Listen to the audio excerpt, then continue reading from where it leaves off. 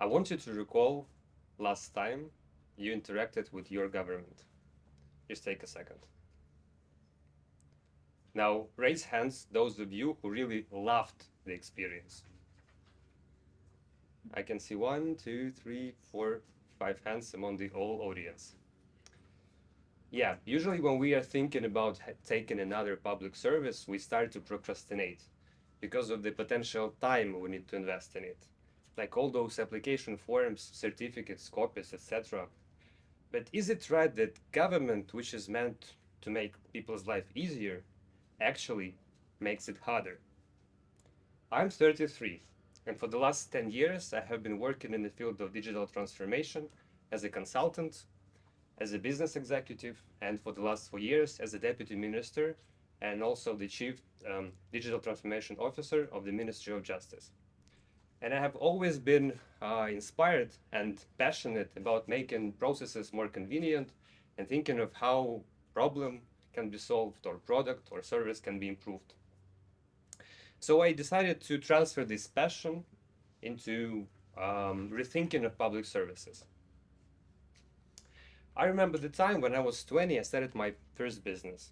It was something difficult itself, but it was even more difficult to register it.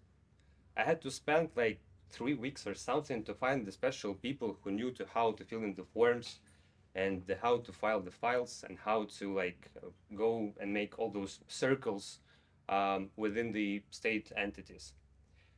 But is it okay that actually things are going so? And is it was like thinking back in the times that all those products and all those services were designed just for civil servants and for public entities, but not for the people. But what about the people? Things actually changed dramatically after in 2019 Ukraine has set the goal to become the most convenient government in the world. Nowadays, digitalization is a new pop culture in Ukraine, as people use sophisticated and top-notch solution to receive public services. And the first point here was making a one-stop shop, a digital one, called DIA, which is action in Ukrainian. It consists of two parts, a web portal for computers and the mobile app, which has hit a #1 ranking in App Store and Google Play Market in the first year after introduction, which is really outstanding for a public application. For now, we're having like several hundreds of public services there and also more than 20 million active users. So our most recent innovation was automatic or people-less public services. We analyzed the value chain to see where and how the value is created in terms of the process of the service. And it turned out that in some processes, civil servants just do mechanical work and don't add any value in it. So we decided to change it and try to automate these processes. And we decided to run an experiment on the registration on the private entrepreneur, a registration of business. The main idea there was that civil servant did mechanical work of checking the information about the citizen in the register and deciding whether to make the registration. So we decided to automate the checks and basically did it. Just imagine, you spend just 10 minutes on a simple online application form, then a couple of seconds and a couple of clicks to electronically sign it, and in 2 minutes you receive the information that you are already registered. And basically you are all set to go to make your first deal. This lowered the threshold of starting a new business tremendously and also already saved a couple of human years of civil servants' working time, which allows them to use it more efficiently. Since then, more than 500,000 private entrepreneurs have been registered in this way, and today, 8 out of 10 private entrepreneurs who are registered in Ukraine are registered in fully automatic way. So we decided to expand this project to registration of limited liability company also, which is the second most popular form of business in Ukraine, and it worked out too. So now we're expanding it further.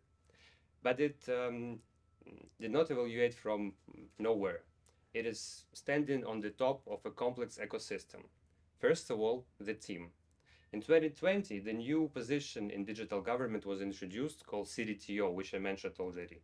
Those are the people like me who are deputy heads in all state entities on all government levels, responsible for digital transformation of their organs.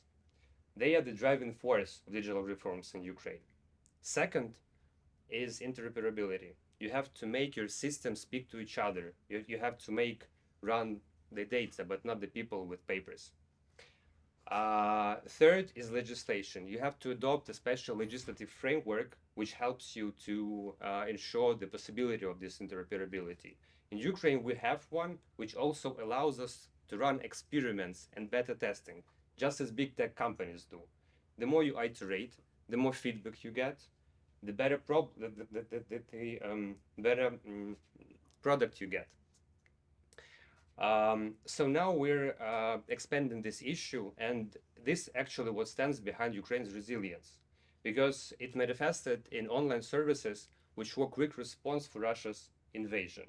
Just to give you an example, our government provided financial aid for all internally displaced people just a couple of weeks after the start via the application. We also launched the product called e-enemy, which allowed people to send information about enemies, about their location, about their photo and video in a secure way. And now we are working on another big project called the Register of Damage for Ukraine, which is basically a comprehensive system which allows to collect claims in the victim-centered approach, which means that all ultimate victims of Russia's invasion in Ukraine can file the claims and actually will ensure to make Russia face the justice in the future. So in this hard period of democracy's backsliding, I encourage you all to think big and foster innovations in your countries. Thank you.